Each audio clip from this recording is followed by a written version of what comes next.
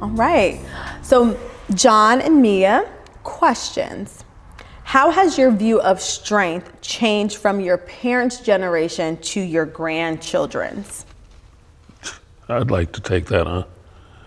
Okay, so I was raised during a butt whooping, torture, pay for what you did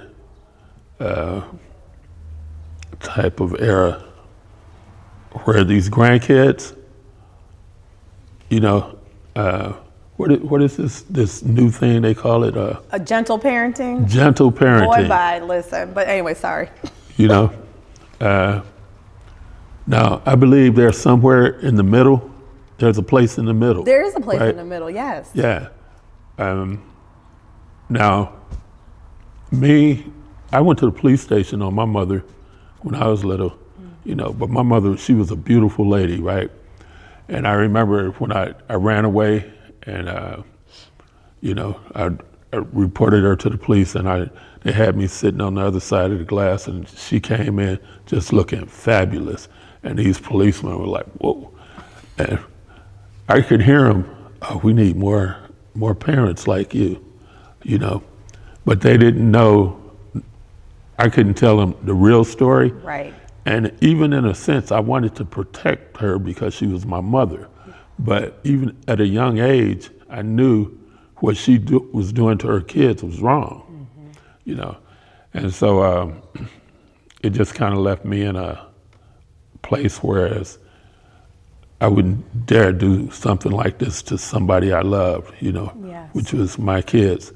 I think my kids maybe got about 5 spankings out of how many of them? 6 of them, And I guess they passed it on to the grandkids like, we're not going to spank you, we're going to talk to you, even if you blow up the house, That wasn't nice. It's different now. It is. Before I go on your question, did you want to add? I wanted to speak on that as a Black woman.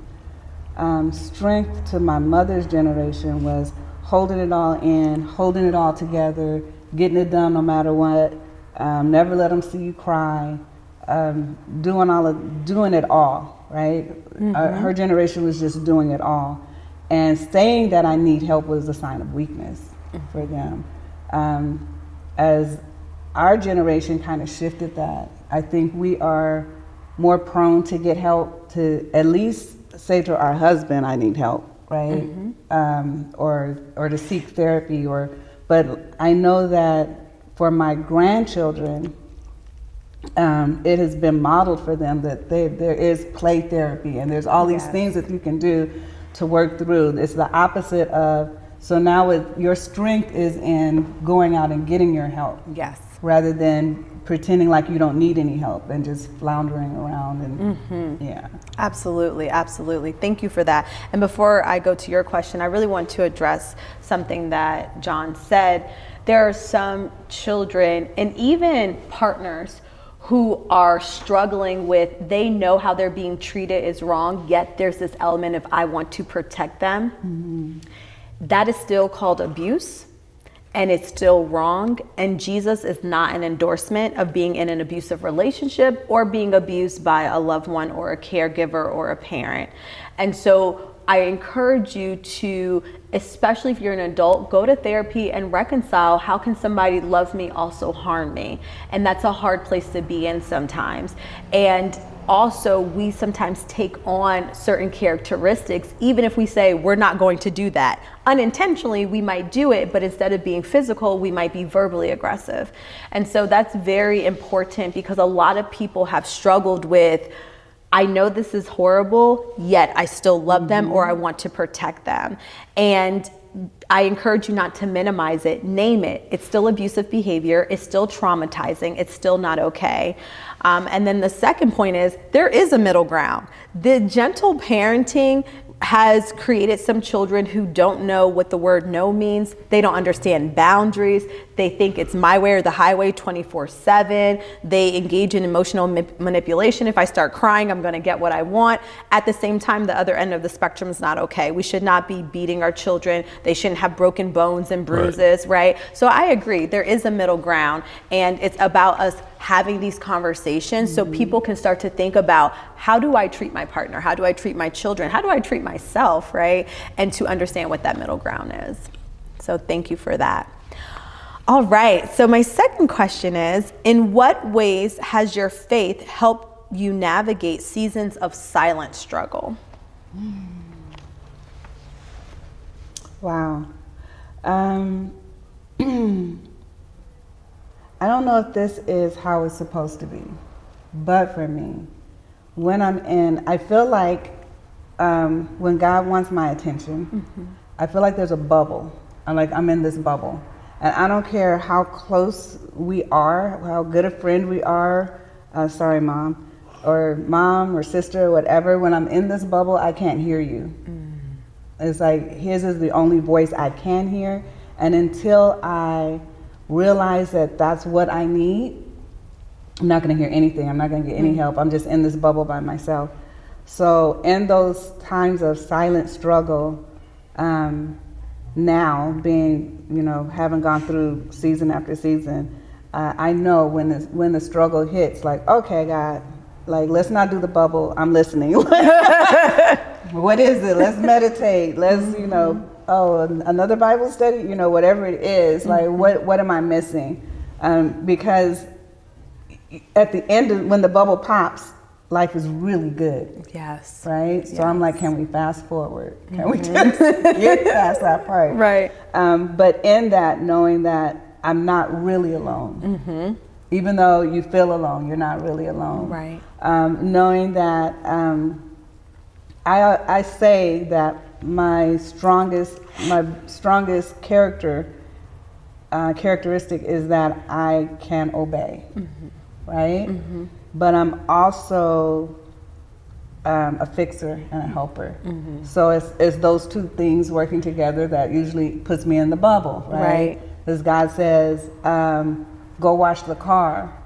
And I go, oh, well, it would be better if I did it this way, or, oh, I should go get some Dove soap, or, Right. I just told you to wash the car, and here I am helping God and fixing and how it should be done. Yes. And then I end up in this bubble. Right. And then, I have to stop, breathe, pray, meditate, search. Sometimes the bubble's shorter now than it used to be, but it takes a minute, right? And then it's like, it always ends up with me washing the car.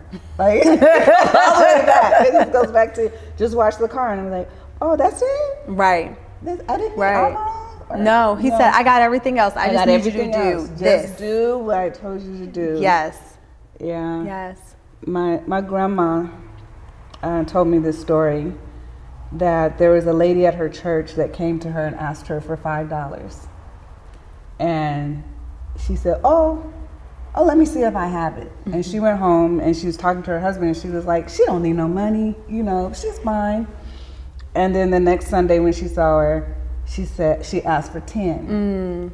And after it got up to $100. And she finally said, I finally listened to God, and I gave her the $100, which was a lot for them. Right.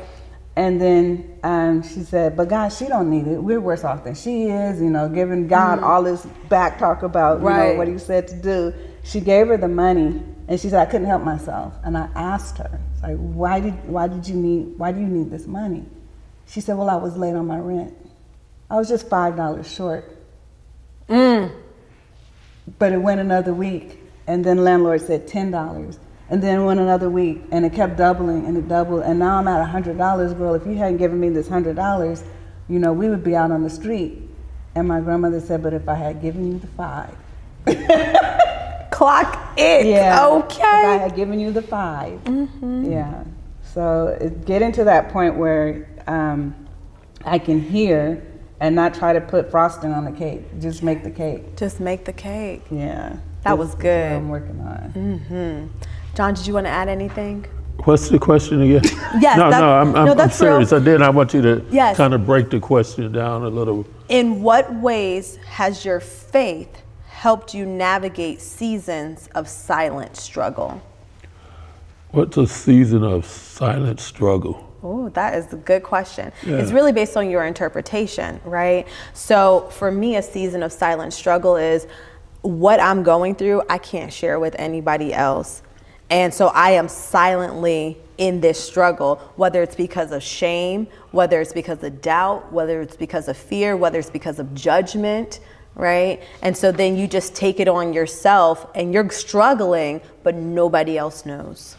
Okay. And I appreciate that because somebody might have that same question. So I used to have a hair salon. I had 15 stations right on 43rd and Crenshaw in LA. And like right during the time I went to the hospital for my mental problems, I didn't want nobody to know at the salon I was having these problems. And, you know, it was, I just didn't know how to talk to nobody, only me as dad, you know. And so it was kind of like, you on your own, you have to deal with this by yourself. Am I answering the question? You are spot on. Yeah, so it was like only men knew what was going on with me, you know. I couldn't even go collect the booth rent. That's how bad a shape I was in, you know. And then when I did go in to collect the booth rent, and they didn't have it, all hell broke through. You know, it was, what I really found out was who was my friends Yes. and who were not my friends. Yes. That's what I found out during that time, you know. And so. And so let's, for you, two things. One, in hindsight, if there was somebody at the shop that you could have talked to, do you think that would have made a difference for you? I think so. In what ways? Yeah.